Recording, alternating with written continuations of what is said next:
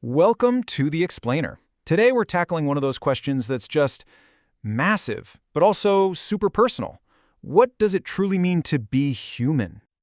You know that feeling like you missed the day they handed out the instruction manual for life? Yeah, it's a pretty common feeling.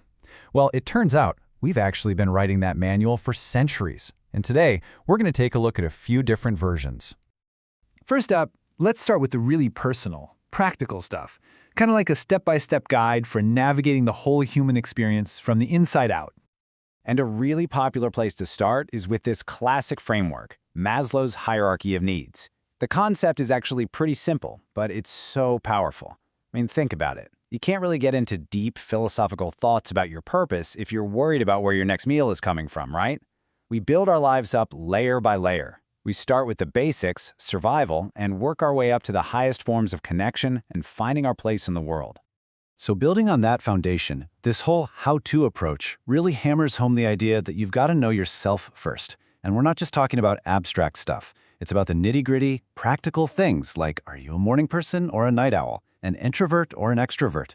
The big idea here is that a meaningful life really starts with taking an honest look in the mirror. Okay, so once you've got that self-knowledge down, the next step is actually doing something with it. This is where the rubber meets the road, you know? It's about making sure your daily habits, your big goals, even the career you choose, all of it lines up with what you actually believe and value. And this is just so crucial. Yeah, relationships are a massive part of being human, but this guide makes a point that you just can't ignore. Real, lasting self-worth has to come from inside. You can't just borrow it from other people's approval. It's an inside job, period. All right, so we've looked at the individual how-to guide. Now let's zoom way out. Let's look at the bigger picture, the collective story of humanity and how we've tried to figure ourselves out as a species. For hundreds of years, we've used this amazing toolkit called the humanities. It's basically how we hold up a mirror to ourselves. Through things like literature, history, and art, we get to look at our shared experience, the good, the bad, the triumphs, and the mistakes. And what's so wild is that this conversation we're having about ourselves is not new at all.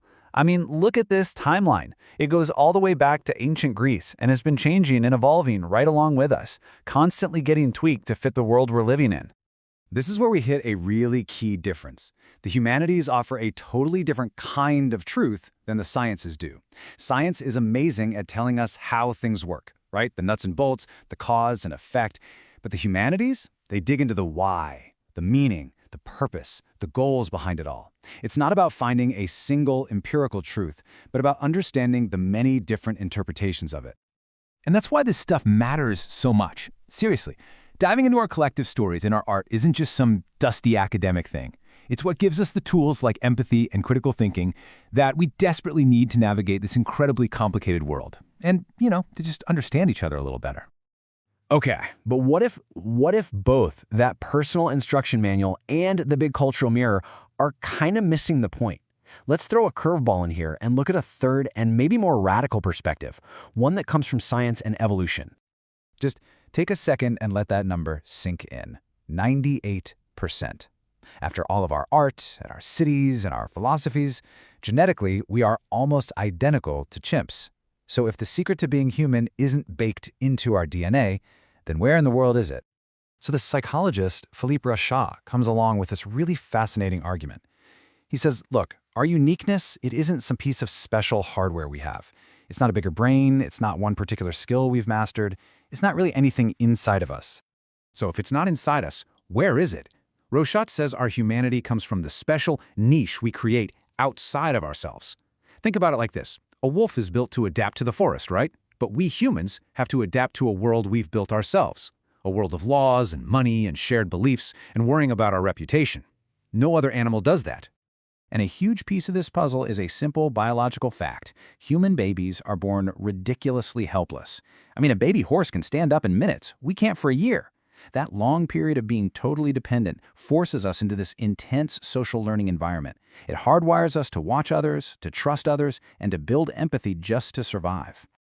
And that leads to what Rachat calls Homo negotiatus. That's Latin for man the negotiator. See, other primates might share food based on who's the strongest. But we build entire societies around making deals. Everything from buying a cup of coffee to signing a peace treaty is us negotiating value and coming to a shared agreement. Okay, so we've looked at the personal instruction manual, the big cultural mirror, and the evolutionary scientific perspective. After all that, where does that leave us with this giant question? This quote just brings it all together so perfectly. It's from the writer Chris Abani, and he's talking about the African concept of Ubuntu. The idea is that our humanity isn't some thing we own by ourselves. It's something that only exists in the space between us. It's relational. I need you to be human so that I can be human. So, in the end, what does it mean to be human? Well, maybe it's not a solo mission with a rulebook. It's not just about figuring yourself out or studying our past or even having a unique brain. Maybe it's this giant collaborative project that we're all a part of, a story we are literally writing together every single day with every interaction.